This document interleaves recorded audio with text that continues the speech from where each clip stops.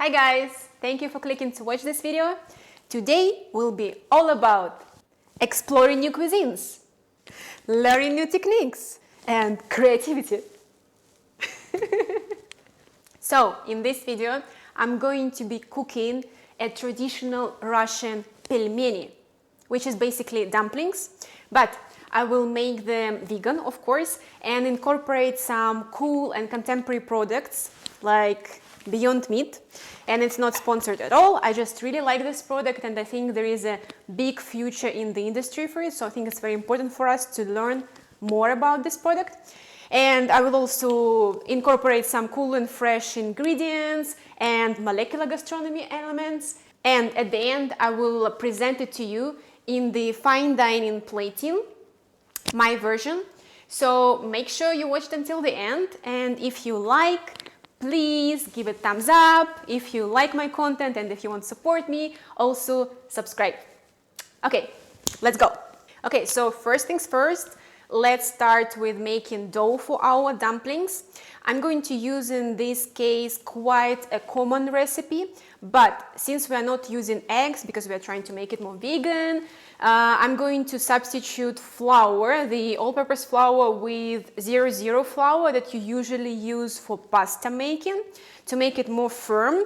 And all the rest is pretty much traditional. You can see the exact measurements if you look in the description of this video below. First ingredient is flour. And we add some salt. Mix it together with a whisk. Make a small funnel. And add water.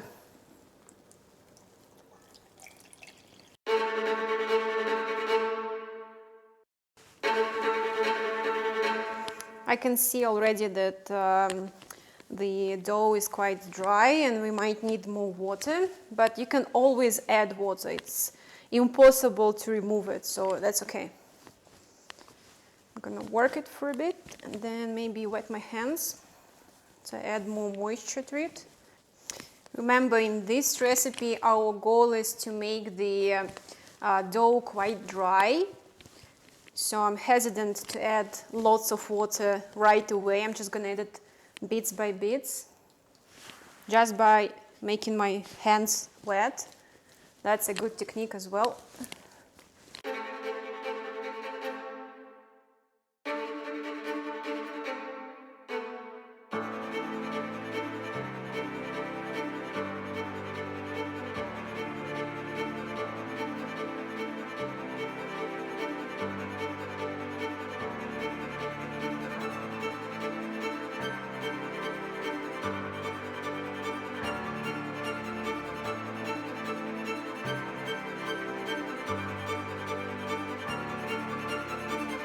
You really need to work this dough to develop gluten.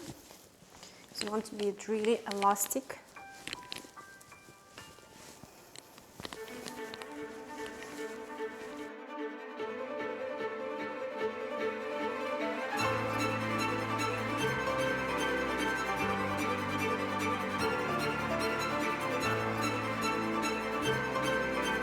Now, how do you know if the dough was worked enough and if it's ready? The easiest way would be just to press it like this with your finger and it should push back immediately. So I can see that my dough is almost ready. I need to work it for another like 1-2 minutes and then we can put it to rest for half an hour. Okay, so let's put our dough to rest. Take the container, close it with your lid and put it aside for half an hour. No need to put it in the fridge, just in room temperature. Okay, so right now I'm prepping my mise en place for the filling. And of course we need onions for that. I'm just gonna chop it brunoise, really small. By the way, this is a very cool and easy method how to cut onions effectively. So you cut them like this, just on one side. I think it's like 3/4 of the onion. So you leave this side uncut so it holds together the whole onion. Okay, and then you move to this side and just cut like this.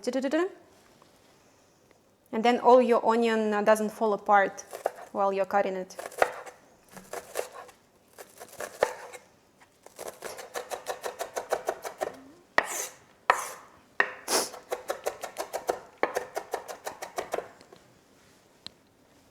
And of course, garlic. There is no savory dish without garlic. When you prepare your garlic, don't forget to cut out the root. That's the most bitter part of the garlic. You don't want to cook it.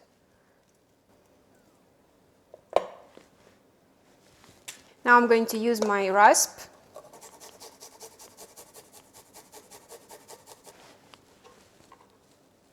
Now let's mix up our filling.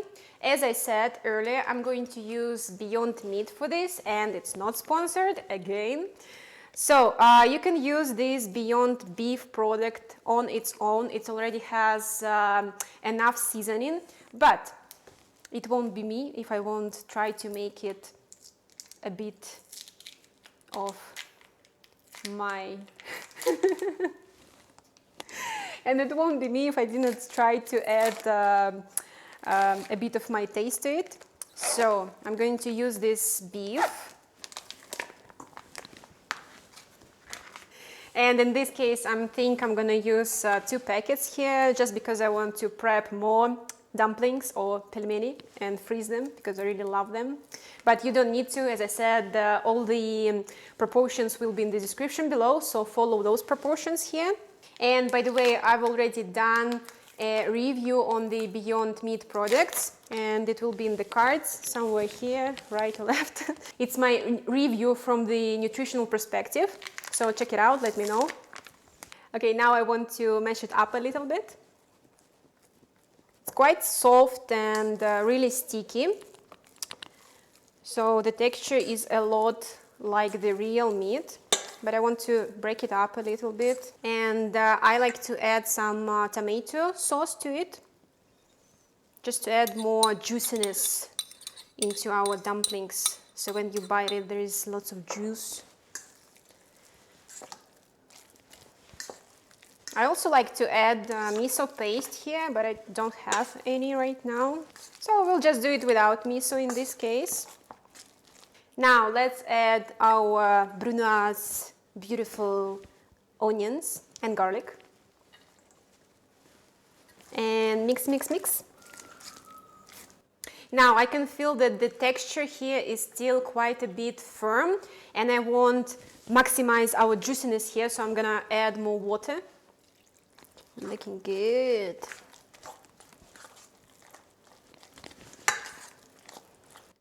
Okay, our filling is ready. Let's put it aside and prepare the rest of the ingredients.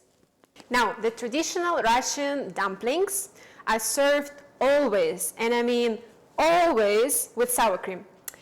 But I'm going to reinvent this recipe a little bit and add some molecular touch to it. So I'm going to make sour cream foam. You can check out the recipe how I make foam somewhere here in the cards.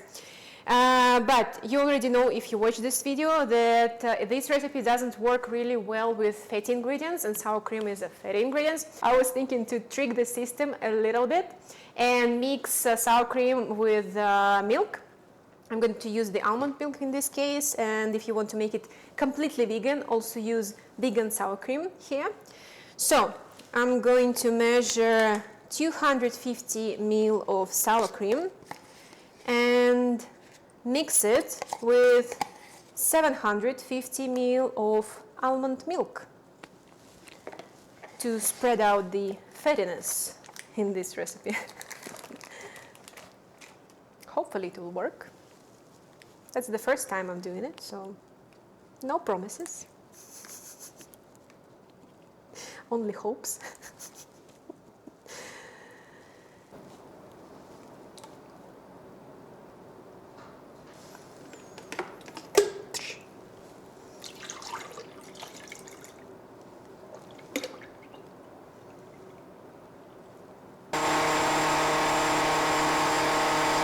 Now our sour cream liquid is ready, and I'm going to add some soy lecithin to it.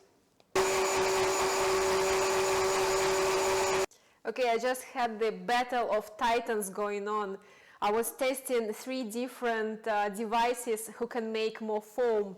This beautiful stand mixer, the stand blender, and this little small frappe maker from Cyprus from my old days. And guess who won? This little thing won. Look how much foam it made. So again, guys, if you have a hand blender, use it. But in my case, I don't have it. So I'm using my small cold coffee, also known as frappe maker machine. And it works nice as well.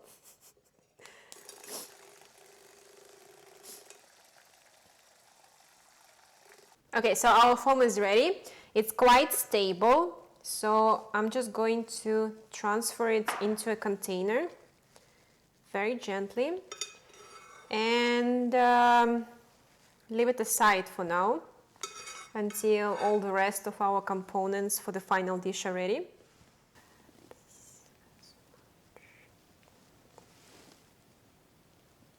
Okay, so I have these 2 containers full of sour cream foam. And why 2, you may ask? That's because I want to try a new technique. It's the first time I'm doing it, so maybe it doesn't work, maybe it works, we'll see.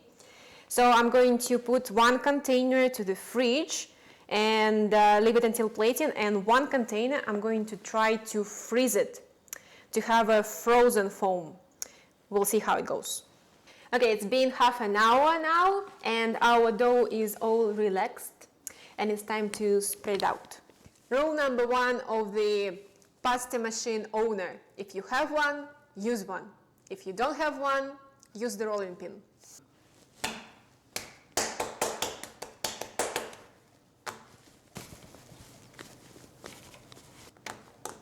Beautiful, white, clean pastry.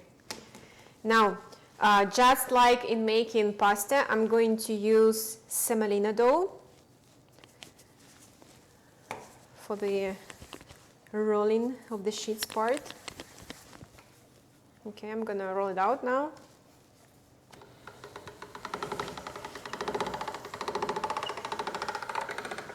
So just like in pasta making, we try to make a large rectangular sheet, and we start with 0 width and we go all the way, in my case, to 5, I think, but it depends on your pasta machine. So when we get there, I'll tell you what to look for.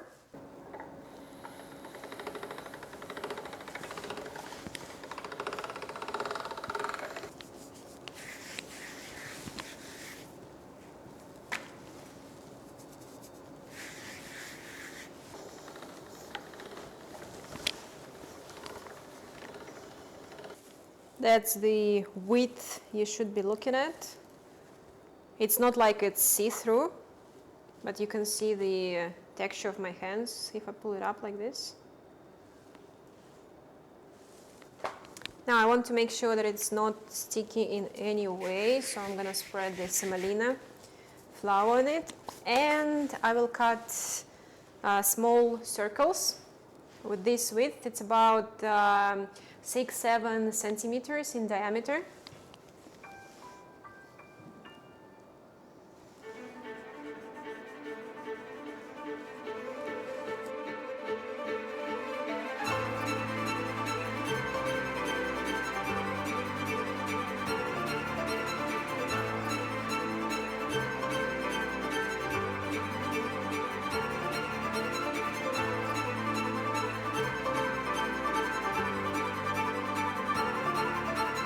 Now our beautiful lineup for the making of dumplings is ready, and now I will show you how to make it in a proper way.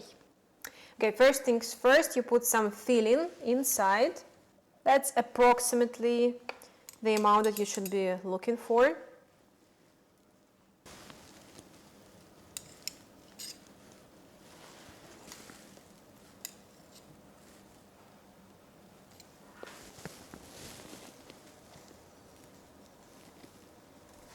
Now I want to make my life a bit easier, so I'll make the ends wet with water, the edges, my dumplings, so they stick better. It's time to assemble our dumplings. In terms of assembly, Russian pelmeni, Russian dumplings, they are quite like Italian tortellini, except for the fact that they're with meat, obviously, and they are much fatter, as you can see. There is much more filling inside. And they should be also juicier. That's why we added onions, we added tomato juice, and we added the water inside. So you assemble them like this, and press them gently right here, so they don't fall apart when you start cooking them. So look, how cute. It's my bowl, it's my pельмешек.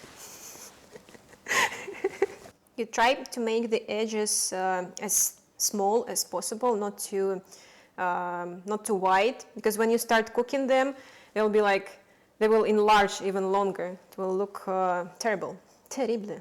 So try to make them small.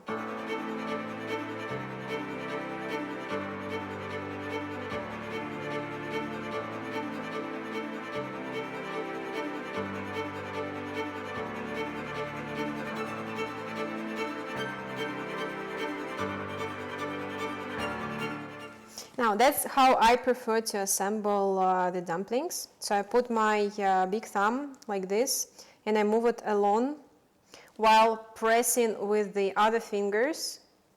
So all my other fingers, they go along like this, and I'm basically pressing with over here. This helps me to make sure that this edge is very thin. And here's another method how you can assemble the dumplings. If you press your fingers like this, so you slide along, you will curve the edges. You will see the difference when I put these dumplings next to each other.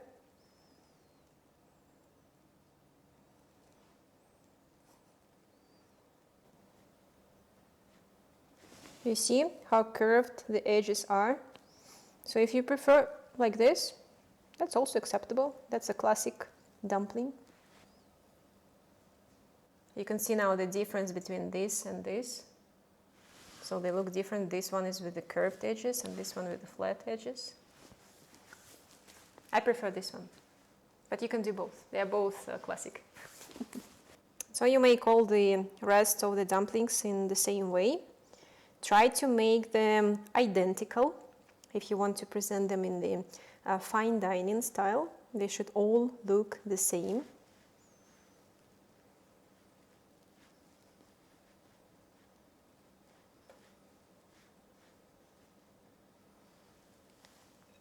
Making dumplings is a very family-friendly activity, and we used to do it all the time when I was younger. All of my family would line up around the table. We'll sit up. We'll sit around the table, and we would all be making dumplings. My grandmother would be making the dough, and we will all be assembling it. And we will all be fighting who would make the best dumpling, the best looking one. And each one would have different styles. So yeah, that was the ongoing competition in my house. Mushrooms. Mushrooms are a very important element to Russian cuisine, and I definitely wanted to incorporate them into this dish. It's better to use, the small mushrooms. They're called the honey mushrooms. They are much more common in Russia, and they would look way better. But I didn't have them, so I'm going to use the oyster mushrooms here. I'm just going to separate those like this. So the honey mushrooms, they would be like maybe this size. They would be much more elegant for the fine dining.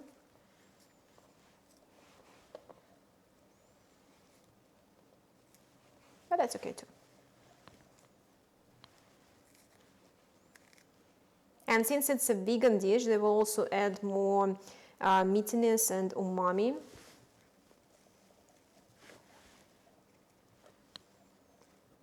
Okay, so for this recipe, I'm just gonna use the the baby oyster mushrooms. I think they would look much more elegant in the final dish. And the large ones I'm just gonna use for something else.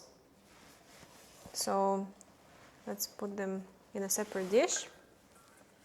And let's move along with me to the stovetop. Okay, so while the water is boiling, I'm gonna saute quickly in vegan butter our baby oyster mushrooms and some peas. So let's preheat our pan.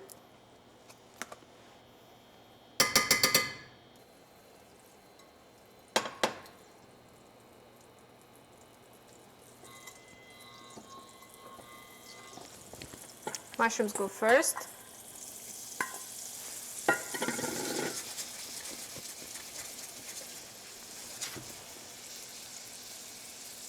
And of course we add some seasoning. They're really small, they cook quite fast, so you don't need that much time. Meanwhile, I'm also warming up my serve pan. So I'm gonna serve it in this beautiful casserole. So just keeping it warm here. And I'm gonna add the peas here.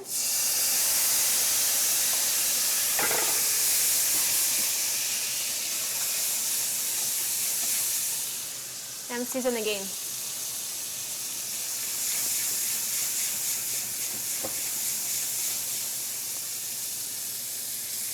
Beautiful. Okay, that's basically done. I'm gonna just put it aside and leave it in the hot pan. And meanwhile, our water is super boiling right now, so I'm gonna reduce the heat. Add some salt.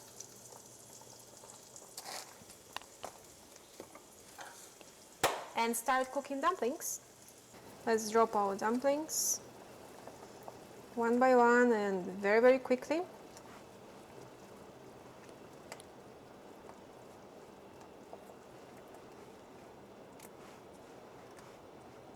And stir them so they don't stick to the bottom of the pan.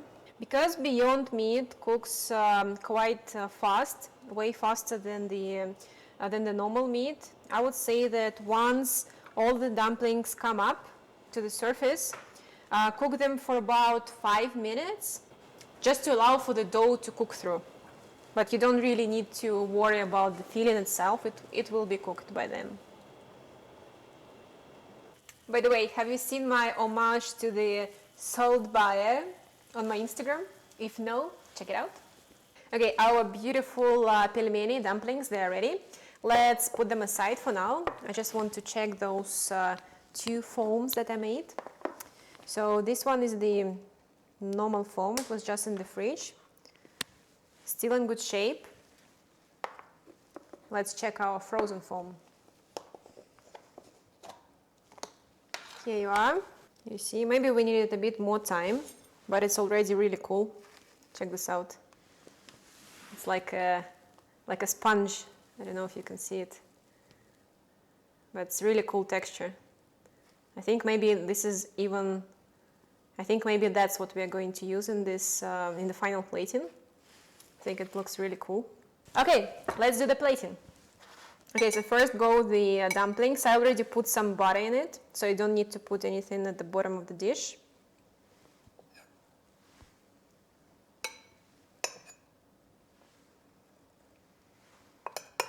Again, this is a traditional size. Maybe for this plating I should have made them smaller, just a little bit. But it's okay. And I'm gonna put some mushrooms on top.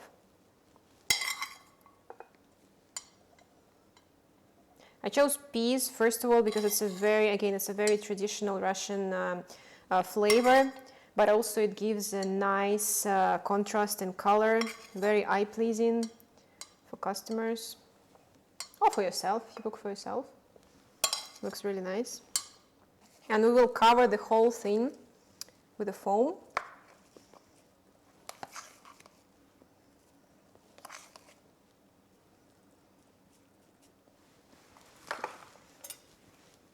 Okay, I'm gonna add some more foam from the one that was in the fridge. I want to fully cover it.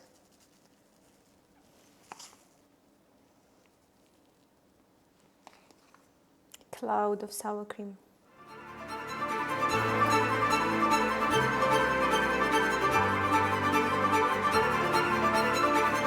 Now imagine your customers ordered traditional dumplings and you serve them this, and they are shocked. They don't know what to think about it. It's a surprise. They're like, oh my God, why there is this foam on it? Where are my dumplings? And then they do like this. Hopefully. I will catch one. And they pull out a dumpling. And it's like, wow, that was mind-blowing. I'm shocked. And then they taste it. Okay. It's a big dumpling.